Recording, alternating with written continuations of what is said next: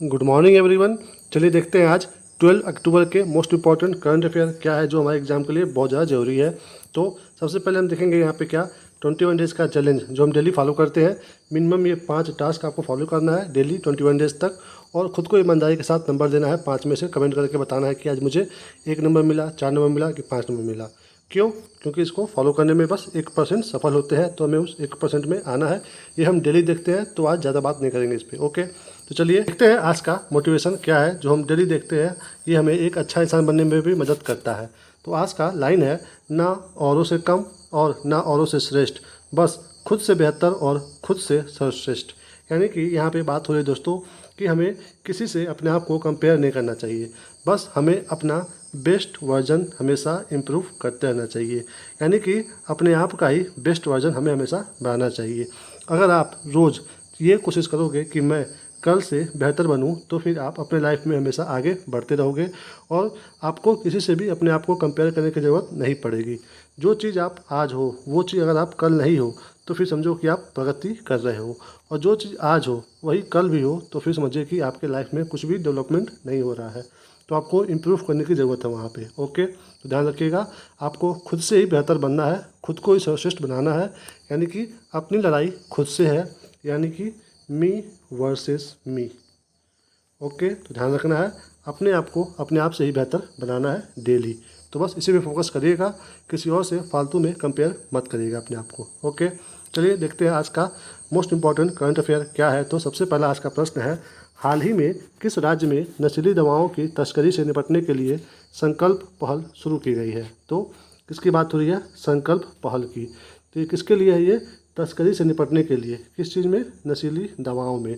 तो यहाँ पे दोस्तों आपके एग्जाम में ये प्रश्न ऐसे भी आ सकता है कि हाल ही में चर्चा में रहा संकल्प पहल किस चीज़ से संबंधित है? तो नशीली दवाओं की तस्करी से संबंधित है। ठीक है, तो ये भी आपके एग्जाम में ऐसे प्रश्न बन सकता है, तो वो आप अच्छे से टैकल कर लीजिएगा। और यहाँ पे जो प्रश्न बना है वो देखिए कि कहाँ पे ये शुरू किया गया है। तो सामने आपके ऑप्शन दोस्तों, कहाँ पे शुरू हुआ है ये? हिमाचल में। कहाँ पे? हिमाचल प्रदेश में शुरू हुआ है ये नशीली दवाओं की तस्करी से निपटने के लिए संकल्प पहल। ओके, देखिए यहाँ पे बात हो रही है हिमाचल प्रदेश की, और इतने अच्छे स्कीम की बात हो रही है, तो यहाँ के सीएम और राज्यपाल को तो जानना बहुत ज़रूरी है। तो हिमाचल के सीएम प्रेजेंट टाइम में कौन है? तो वो है सुखविंदर सिंह। सुखविंदर सिंह सुक्खू। क्या है? सुखविंदर सिंह सुक्खू यहाँ के सीएम है। और राज्यपाल कौन है यहाँ के हिमाचल प्रदेश के? तो वो है शिव प्रताप शुक्ला जी। शिव प्रताप शुक्ला जी। ठीक है, कहाँ के? हिमाचल प्रदेश के। हिमाचल प्रदेश दोस्तों, यहाँ पे इसकी 2 राजधानियाँ हैं।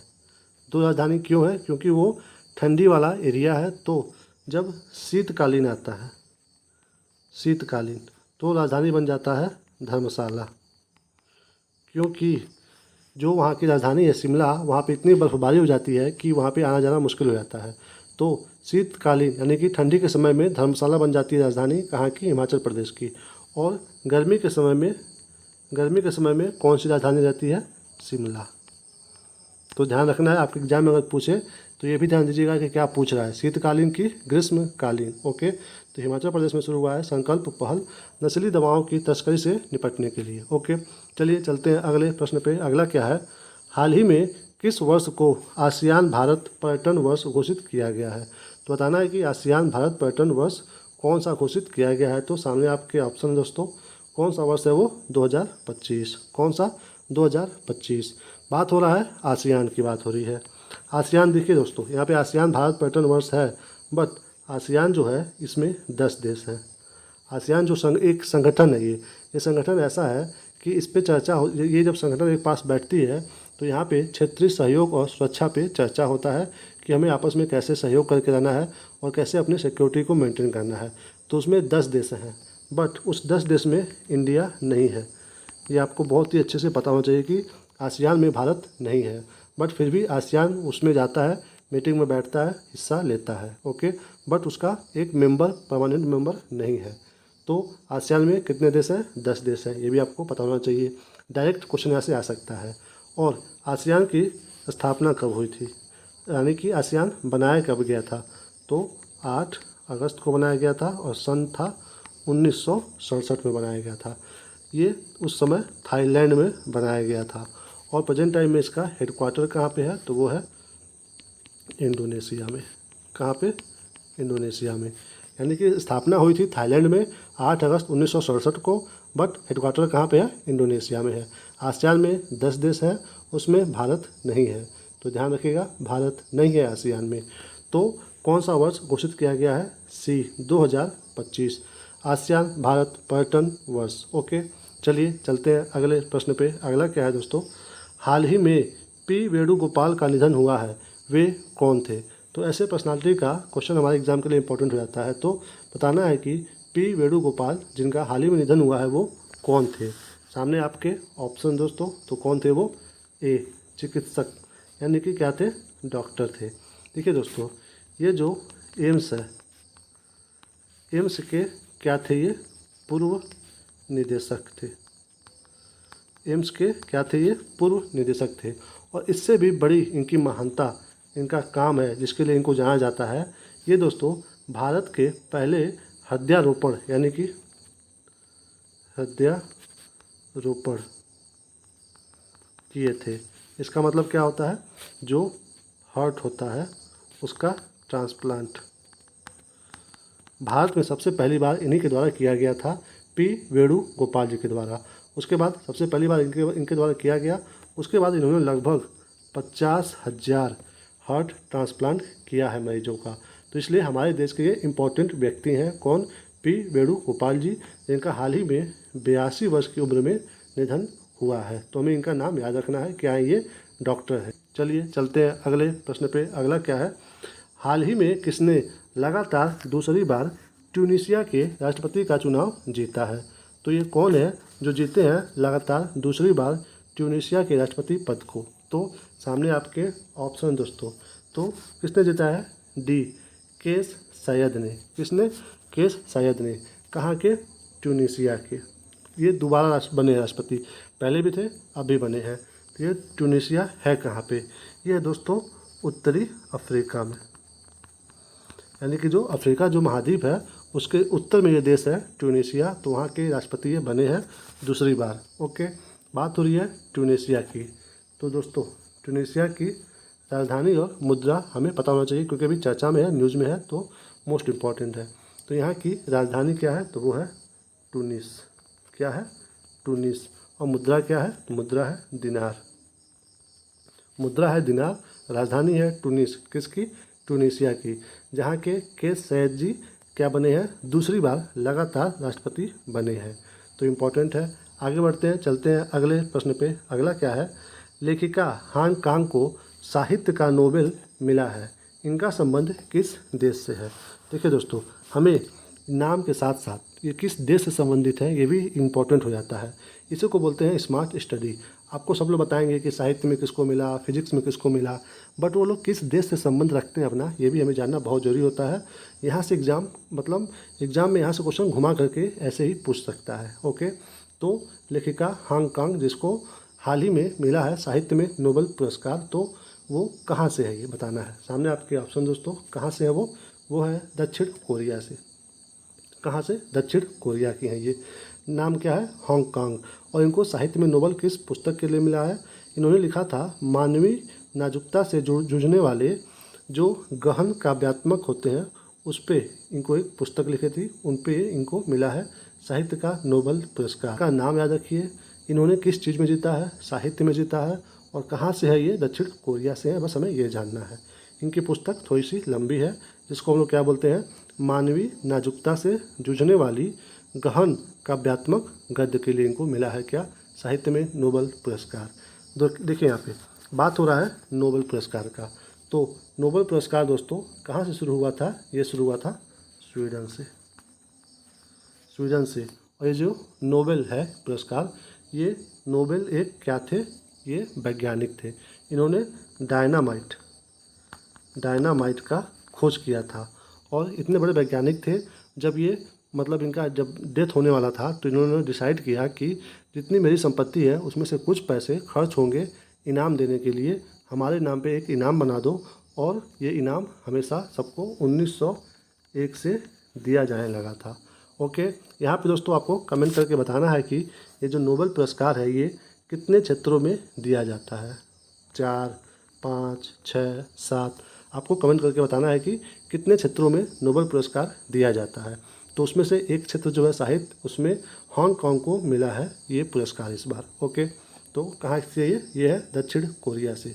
दोस्तों यहाँ पे लिखा है उत्तरी कोरिया और दक्षिणी कोरिया, तो इन दोनों के बीच में एक लाइन है, एक रेखा है, उसका एक नाम रखा गया है। तो आपके एग्जाम में पूछ सकता है कि उत्तरी कोरिया और दक्षिणी कोरिया के बीच में कौन सी रेखा है, किस नंबर की रेखा है, तो वो 38वीं अक्षांश रेखा है।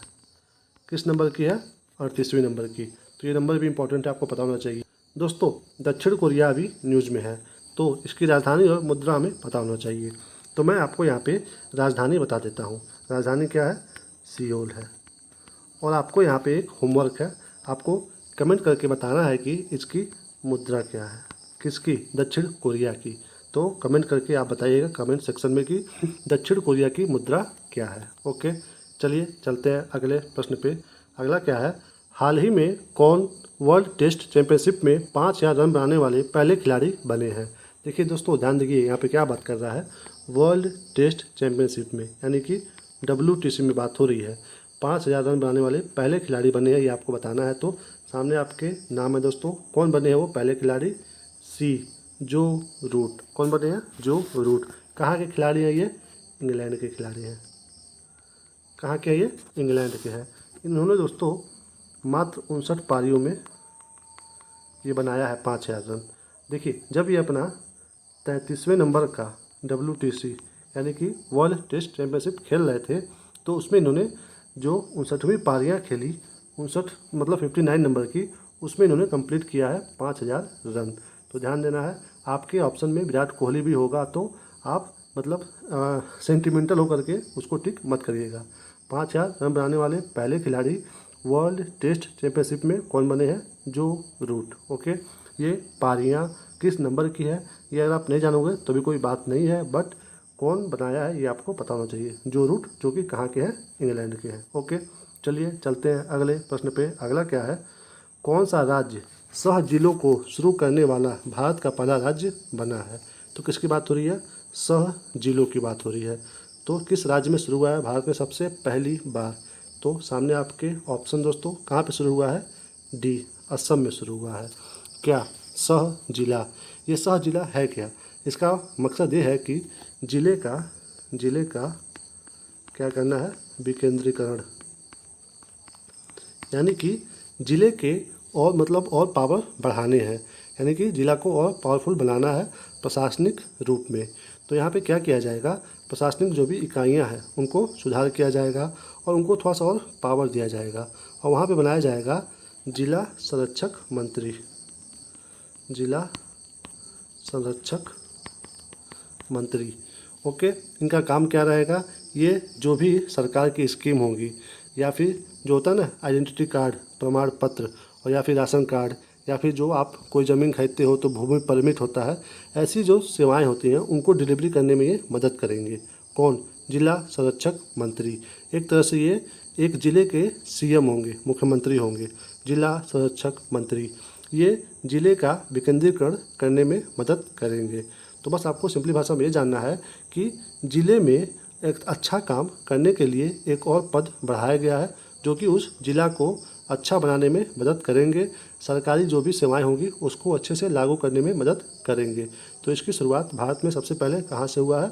डी, असम से शुरू हुआ है। ओके, तो इतना अच्छा काम असम से शुरू हुआ है, तो कौन वहाँ के CM है ये हमें पता होना चाहिए। तो सबसे पहले जानिए कि असम की राजधानी क्या है, तो वो है दिसपुर।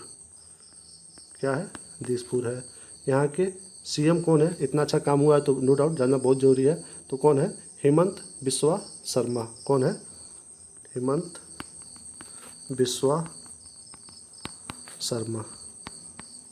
कौन है यहाँ के? CM है ये। और यहाँ के राज्यपाल कौन है? तो राज्यपाल है यहाँ के लक्ष्मण प्रसाद आचार्य जी। कौन है? लक्ष्मण प्रसाद आचार्य जी। कहाँ के? असम के। ओके, तो ये सब भी जानकारी इंपॉर्टेंट हमें पता होना चाहिए। तो सह जिलों की शुरुआत कहाँ से हुई है सबसे पहली बार? भारत में असम से। ओके, चलिए चलते हैं अगले प्रश्न पे। अगला क्या है, टेनिस स्टार राफेल नडाल ने प्रोफेशनल टेनिस से संन्यास की घोषणा कर दी है। ये किस देश से है, ये भी आपको बताना है। मोस्ट इम्पॉर्टेंट है, आपके एग्जाम में आ सकता है कि राफेल नडाल चर्चा में खिलाड़ी हैं, उनका संबंध किस खेल से है, तो टेनिस से है। ध्यान रखिएगा, किससे है, टेनिस से है। और आपको मोस्ट इम्पॉर्टेंट वो किस देश से है ये भी जानना जरूरी है। तो सामने आपके ऑप्शन दोस्तों कहाँ से है, वो है सी, स्पेन से है। कौन, राफेल नडाल जी, जो कि टेनिस खिलाड़ी थे, अब ये संन्यास ले लिए हैं। और ये है स्पेन के हैं दोस्तों। इनके बारे में सबसे फेमस चीज़ ये है कि इन्होंने 22 बार क्या जीता है, ग्रैंड स्लैम। आपके एग्ज़ाम में भी आ सकता है, क्योंकि इन्होंने अभी रिटायरमेंट का मतलब घोषणा किया है। तो आपको ये भी पूछ सकता है कि कितनी बार इन्होंने ग्रैंड स्लैम जीता है, 20 बार, 21 बार, 22 बार, 24 बार। तो मोस्ट इम्पॉर्टेंट है कितनी बार, 22 बार। तो ये आपको डाटा पता होना चाहिए कि 22 बार। ओके, यहाँ से क्वेश्चन घुमा फिरा करके आ सकता है। तो ये कहाँ के हैं, स्पेन के हैं। मोस्ट इम्पॉर्टेंट, स्पेन की राजधानी क्या है, स्पेन की राजधानी है मैड्रिड। ओके, और यहाँ की मुद्रा क्या है, तो वो है यूरो। क्यों, क्योंकि स्पेन दोस्तों कहाँ पे है, यूरोप में है। ओके, इसी के साथ इस वीडियो को हम यहीं पे समाप्त करते हैं। Thank you for watching. इस वीडियो से आपकी थोड़ी सी भी जानकारी बढ़ी हो तो प्लीज़ चैनल को सब्सक्राइब जरूर करें, वीडियो को लाइक करें, शेयर करें, और जैसा भी आपका कमेंट हो, अच्छा या बुरा, वो ज़रूर करें। ओके, अपना ख्याल रखिए, मुस्कुराते रहिए। हम आपको मिलेंगे अगले वीडियो में, तब तक के लिए अपना ख्याल जरूर रखिए। स्माइल तो फेस पे होना ही चाहिए। ओके, मिलेंगे आपको अगले वीडियो में, तब तक के लिए जय हिंद, जय भारत, जय माता दी।